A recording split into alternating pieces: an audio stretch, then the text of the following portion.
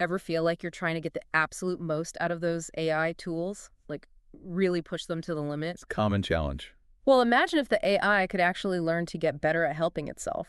No, that is interesting. That's what we're diving into today. Oh, I am ready for this. We're talking about how large language models, LLMs, as the cool kids call them, Right. can be used to make other LLMs even more powerful. It's a fascinating area of research. And the paper we're looking at, large language models are human-level prompt engineers, really digs into this. Definitely shaking things up. Okay, so for those of us who don't walk around speaking fluent AI all day, Sure. what's so groundbreaking about this? This paper introduces a system they call automatic prompt engineer, APE for short. It tackles this really important aspect of working with LLMs, what we call prompt engineering. Okay, so like giving an AI directions, right? So it knows what to do. Exactly. And just like if you were given bad direction, Ugh, the worst. a poorly worded prompt, it can lead to an LLM completely misunderstanding what you want. Then what happens then? You get a subpar response, not what you're looking for. So it's not enough to just have that supercomputer brain. Nope. You got to know how to talk to it. You got it. Prompt engineering, that's the key. So how does APE work? I mean, what's going on under the hood? Whoa, no instance required, thankfully. Oh, always a plus. APE actually uses LLMs themselves to improve prompts. So meta. It is. It's a three-step process. First, based on a few examples, APE generates a whole bunch of potential prompts. Like drafts. Yeah, kind of. I like it. What's next? Then APE puts on its critic's hat Oh, no. and evaluates each of those proposed prompts, Runs simulations to see how well each one would guide the target LLM. So it's not just brainstorming, it's testing them out. Exactly. Clever girl. And the third step, refinement. Okay. This one is optional, but if things aren't looking great, it can tweak and refine the top scoring prompts, to try and squeeze out even better performance. Okay, that all sounds very impressive, but in the real world, does it actually work? They put it to the test. 24 different tasks. Whoa, like what? Give me some examples. Everything from summarizing those really dense research papers Oh, worst. to writing different kinds of creative text A formats. pretty wide range of stuff. Yeah, a good spread to really see what it could do. And get this, across the board, APE's prompts weren't just good. They were better than what the human experts came up with. Hold on, really? In some cases, by a significant margin. Are you telling me this AI is outperforming the very people who designed it? It's a little humbling. Right? It's mind-blowing. This AI is basically saying, step aside, humans.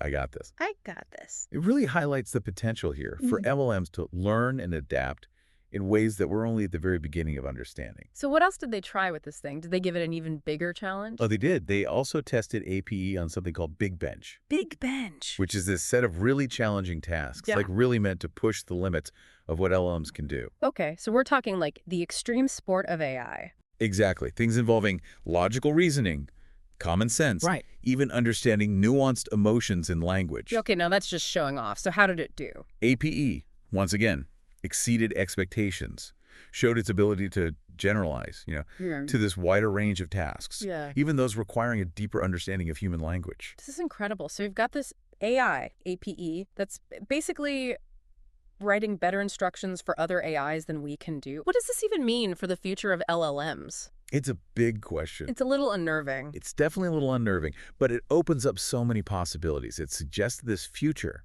where AI plays a much more active role in shaping and improving its own capabilities, which is both exciting and a little bit daunting, wouldn't you say? No kidding. Yeah, It's like we're witnessing the birth of something totally new, something with this wild potential. absolutely. And speaking of potential, they also explored another very interesting application of APE, improving the truthfulness of LLM responses. Okay, now that is what I want to know.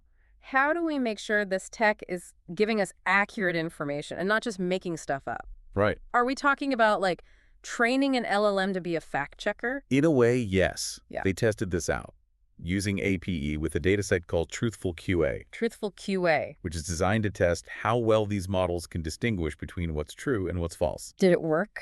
The results were amazing.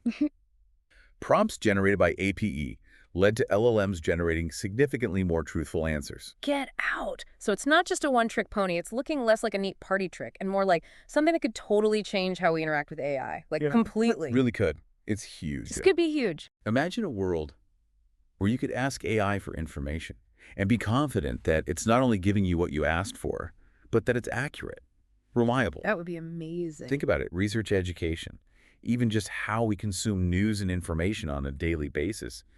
It could revolutionize everything. Okay, but let's be real for a second. There are always challenges. With any new technology, what are some of the potential downsides here? Well, as with any powerful tool, there's always the possibility of misuse. Of course. One concern with something like APE, because it's so good at crafting this convincing language, right, is that it could be used to generate misleading or even harmful content. Like what? Give me an example. So think about those deepfake videos, but for text. Oh, wow. Yeah. Instead of seeing a politician saying something crazy on camera, it's an ultra-realistic but entirely fabricated article. Oh, that's scary. Or a social media post. That could go viral. Yeah. That could become a real problem. So how do we even begin to tackle that? Well, it highlights the need for safeguards, ethical guidelines, Right. as this technology develops. Right. Yeah. Okay, that's a serious concern, but it sounds like a problem for us humans to figure out, right? How do we make sure LLMs, especially those guided by systems like APE, are used for good and not for, the opposite of good? Right. That is the million-dollar question. Yeah. And there's no easy answer. Of course not. But having open and honest conversations about the potential benefits and risks of this technology, Yeah. that's crucial. Communication. Yes, we need to create responsible regulations guidelines to ensure ethical development and use. It's like we started this deep dive talking about how LLMs could be used to engineer other LLMs.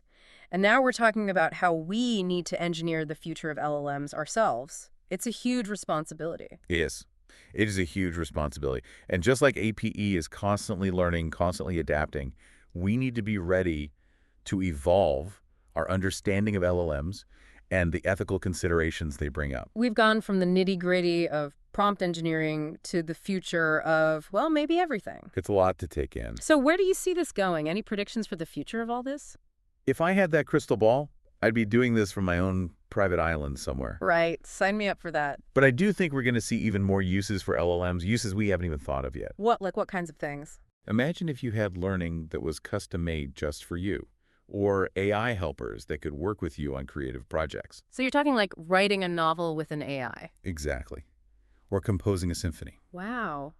That makes you wonder, what can't AI do? That's what's so amazing. It's constantly surprising us. There's so many possibilities, and researchers keep pushing those boundaries. It's kind of exciting, isn't it? It's an exciting time to be paying attention, that's for sure. Well, listener, we'll leave you with this thought. If AI can engineer itself, what other amazing things might be hidden just under the surface? And what will we do with those discoveries? It's a brave new world out there. This has been quite a deep dive. It really has. Thank you for joining us as we explored the world of LLMs and prompt engineering. And until next time, stay curious.